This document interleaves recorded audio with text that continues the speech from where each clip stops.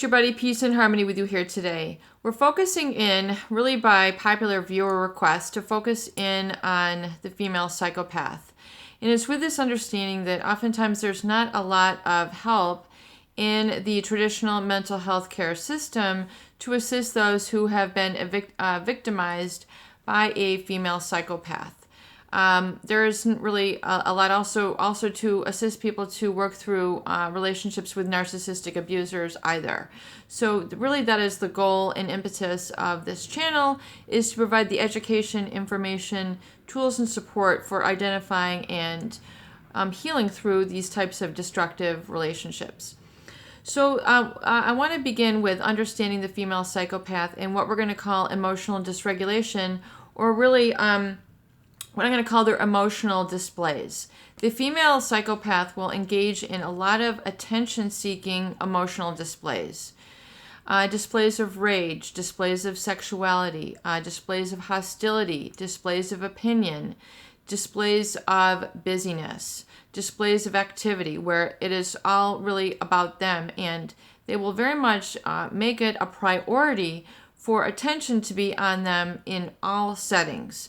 Because the female psychopath, by virtue of their pathology and a character disorder, have an emotional dysregulation, which means by virtue of the brain regions, by virtue of the neurotransmitter deficit of dopamine, and by their high sensitivity to dopamine receptors, they have basically what is known as a need for stimulation. They need to be on the go. They need to be constantly overcoming this feeling of emptiness and really sort of a very coldness and a really darkness. I would describe perhaps their personality, with a lot of activities, a lot of mask creation, with a lot of personas, with a lot of basically sham behaviors, sham relationships. And by virtue of their lack of consciousness, or lack of conscience, they're conscious, but they have a lack of conscience, which means they don't operate by a moral sort of needle. They don't have they have a very immoral propensity. In other words, they don't act with a conscience. So there are societal norms which tell you whether something is right or wrong, good or bad, safe or dangerous. And these women tend to be violators of right. They tend to be violators of societal norms. They tend to be violators of law. They tend to be violators of emotional law. So they are extremely disrespectful, extremely insulting, extremely calculating and deliberate in the creation of a persona or the way that they present themselves. So they can present themselves as a loving mother. They can present themselves as a loving spouse. They can present themselves as an awesome employee. They can present themselves as an awesome role model, but it's all a sham. It's all designed to emotionally manipulate and basically lure people in. Lure people in as if they have literally cast out a hook that their prey has bid on, and then they're going to reel them in, basically take them off the hook, take the nutrient of whatever it is that individual is providing for them, very parasitic in nature. So it can be a status, it can be a job, it can be sex, it can be money, it can be a place to live, it can be things to eat, it can be entertainment, it can be just to keep them from being bored. It can basically, they delight oftentimes in the fight.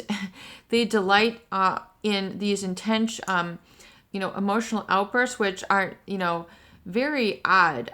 So if you see a lot of like pathological envy and jealousy, generally those are the people who they're gonna really pick fights with. But they can also be the greatest people pleasers, of all, but they are extremely going to be dominating the situation.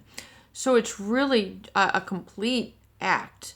So the very people that they manipulate are the very people that they're going to backstab. They're going to talk about them behind their backs. They are playing people. They are very good at emotionally manipulating and playing people to get what they want.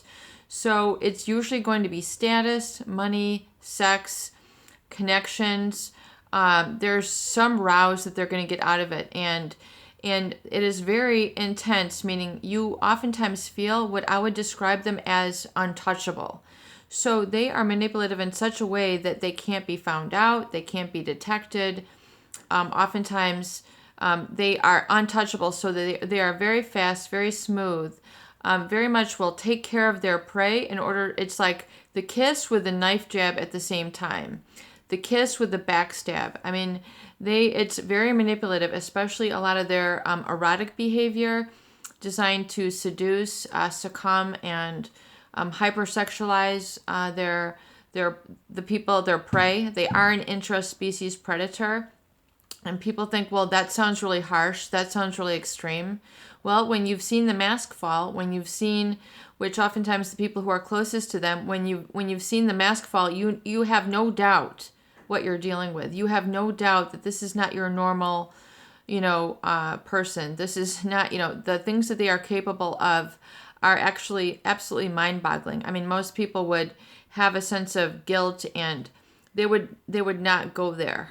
They would not engage in a lot of the manipulation and hurtful, malicious behavior, smear campaign, splitting, triangulation, the disloyalty, how they drop people after they've been with them for months, years, the people who have been there to, carry them and be there, carry them through certain parts of their life. They will basically just drop them, and the relationship means nothing. And usually to most women, the body is a sacred temple, and they just really won't throw themselves around.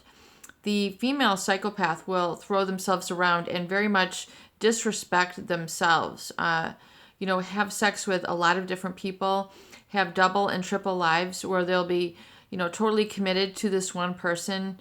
I mean, they can even be married to them, engaging in them with a very full-time relationship, but then they have a completely separate full-time relationship going on simultaneously that they've covered and concealed.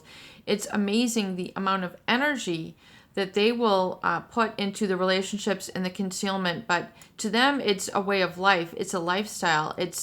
Most people could not keep up with that. Their stomach could not handle it. Their psychology couldn't handle it. They couldn't handle it. Body, mind, and spirit, they just could not handle it. But the way that these people live, because of their neural wiring, they have a high propensity for aggression and kind of thrill-seeking behavior. So they do this as a personality, a lifestyle, and as a manipulator. And so these emotional displays, very, very oftentimes the people who are closest to them will be able to see oftentimes the downside, the outbursts, and they're very unreproachable. In other words, you can't hold them accountable. The female psychopath will never have any sort of conscience and never own up to the fact that they have done what they have done. They will take no accountability. You were deserving of it. This was what we agreed to. This is how it is. Ended, period, end of story. It's like getting away with murder, as they say. Oftentimes, I want to just note here that oftentimes the people who are targeted are the people who, so the people who get the emotional outbursts are those individuals who they have a pathological envy of or who are a threat to them and their attention or their spotlight. So they always are going to give these insidious comments, even though it's unprovoked. They are going to attack those people who can take the spotlight off of them. So there's so much to this subject. I mean, I could go on and on and on, but I know it gets very intense, and I applaud you guys for really working through the intensity and the harm that this creates. But they have a pathological need to be the one in control, the one in the spotlight, and I mean pathological. That they will do all sorts of very strange outbursts, and really at very strange, weird times where they will just be very disruptive, very distracting, when it would be very apropos for them to be present. They'll just get up and walk away. something very serious is being discussed, and they just kind of walk away like in a really weird way, and then like you're trying to really focus and attend to something, and then they'll just be walking away, and then they'll be like doing some weird thing or some exhibitionist sort of behavior, and you're like, where are you going? So the attention will be off of the matter at hand and onto them. I mean, it's very, very malicious, heinous. And one word I really want to use, which is on the tip of my tongue, let me think of it here. It's just very grotesque. They are very grotesque underneath it all. So even though they can be outwardly very beautiful or charming or sexualizing or what people would think is charismatic, and they can perhaps be, responsible in certain ways with their money or things of the nature, they're very grotesque. They're very evil. There's a real coldness and callousness underneath their hot temper.